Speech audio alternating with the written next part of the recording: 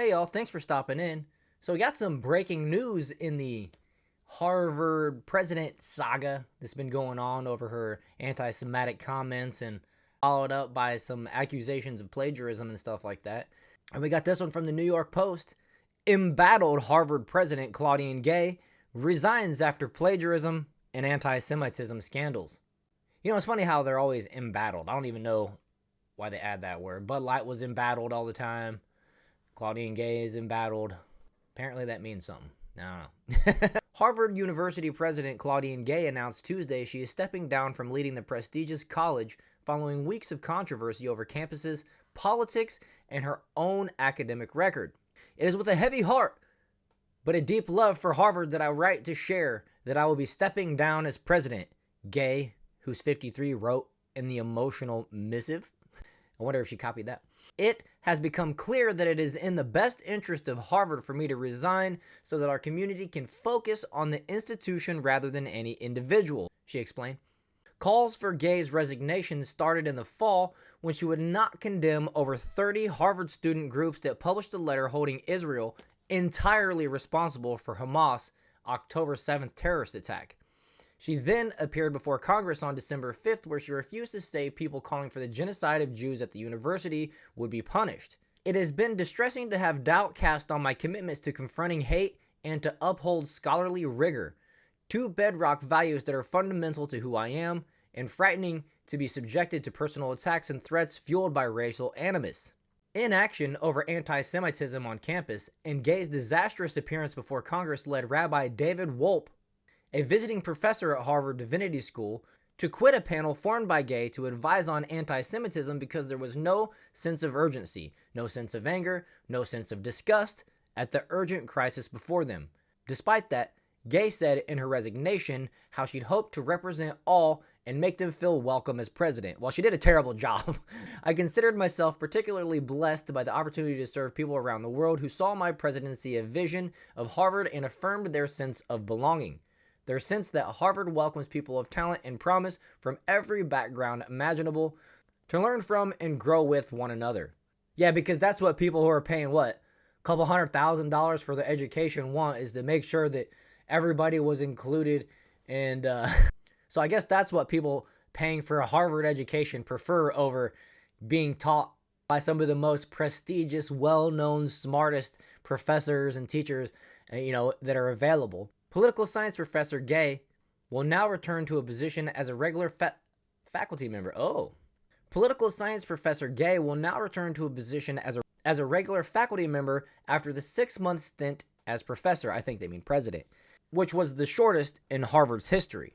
So she's not really fired or out of there. They're still keeping her around. She just can't be the president anymore, right? Harvard provost and chief academic Gerber Alan Garber will step in as interim president. The university's highest governing body also confirmed Gay's resignation in its own statement. Joseph Potasnik, executive vice president of the New York Board of Rabbis, says Gay's departure was overdue, and I agree with that. It was the right decision and should have happened sooner. It should not have taken this long. There was a clear lack of leadership. Her resignation was warranted, he told the Post. Jewish students are being verbally attacked. Gay, who has been on the Harvard faculty since 2006, apologized a few days after her congressional appearance in an interview with the Crimson, which addressed heightened concerns about Jewish safety at the university. I am sorry, she told the publication Words Matter. Harvard stood behind Gay at the time, including issuing a letter from faculty which called on the administration not to bow to political pressure, but her reputation was then hit by allegations of plagiarism in her academic work. The entire board at Harvard was standing behind her and kind of giving her a pass with these plagiarism accusations. Just one day before she stepped down, a flurry of 6 new allegations brought the total accusations against her to nearly 50. So, yeah, it's about time she stepped down, you think. Had she stepped down sooner, she probably would have avoided all this plagiarism accusation and all that. That probably would have never came to light. But nevertheless, she tried to drag her feet. Harvard dragged their feet, and here we are.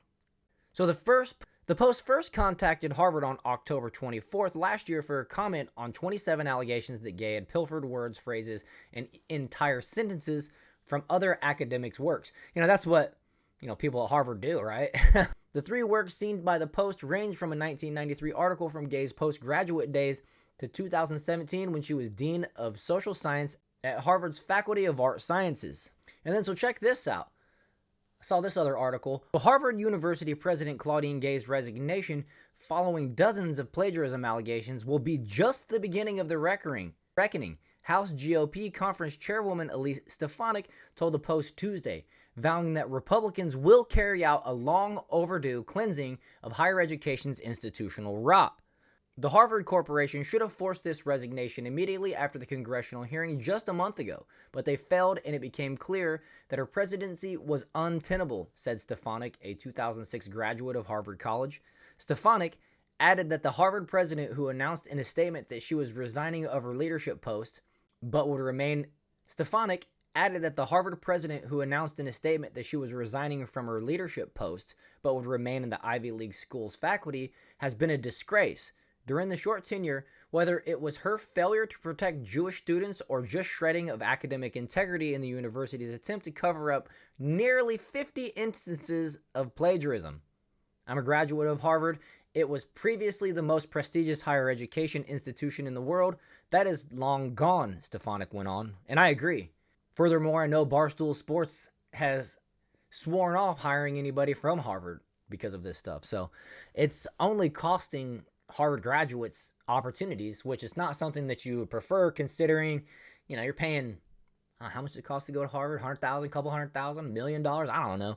But you're paying much money for your education. You want your options to be completely open, right? But last month, Republicans on the House Education and Workforce Committee launched an investigation of Harvard and other elite universities over their handling of recent anti-Semitic incidences on campus following disastrous testimony by Gay, then Penn President Liz McGill and MIT President Sally Konbluh. And I think it was the Penn President Liz McGill that actually stepped down pretty much right after that. And we haven't heard much from her since then. So this Claudine Gay character would have done herself some good by just stepping down earlier, but she decided she wanted to fight it. And as the DEI president of Harvard, the board didn't want to go against her, But Stefanik said the effort would continue apace. Billions of taxpayer dollars go to these institutions, she said, and not only do you have Jewish students who are being physically assaulted and harassed on campus, but you have a lot in these offices of DEI that are anti-Semitic by definition. And I believe the investigation is going to uncover what will be the greatest scandal in colleges and university history. The Anti-Semitism Probe and other investigation into what Education and Workforce Committee Chairman Virginia Fox has called credible allegations of plagiarism against Gay have already begun with requests for internal documents and threats of subpoena if universities do not comply. And I'm sure they're going to drag their feet. They've done this the whole way, right? Stefanik pointed out that hundreds of Jewish students had reached out to Harvard's DEI office about the rise of anti-Semitic slurs and anti-Semitic acts on campus, but had received no response. We are absolutely focused on document requests, and we will not hesitate to use subpoenas, she said. They don't get to live by a different set of rules because they happen to be on the board of Harvard. They have to respond to the United States Congress by law, and especially because billions of U.S. taxpayer dollars go to fund these institutions. This is just the beginning of the reckoning, and this is long overdue, she added. It's probably 10, 15 years overdue, maybe longer, 20 years overdue. Dare I question, are there any conservative professors at any big university anymore? Seems like no, but I don't know. I've never been to college, so you guys have to tell me on that one. And with that, I'm going to go ahead and wrap it up. I hope you guys enjoyed this video. If you did, please hit that like button, subscribe to the channel, and I'll see you guys in the next one.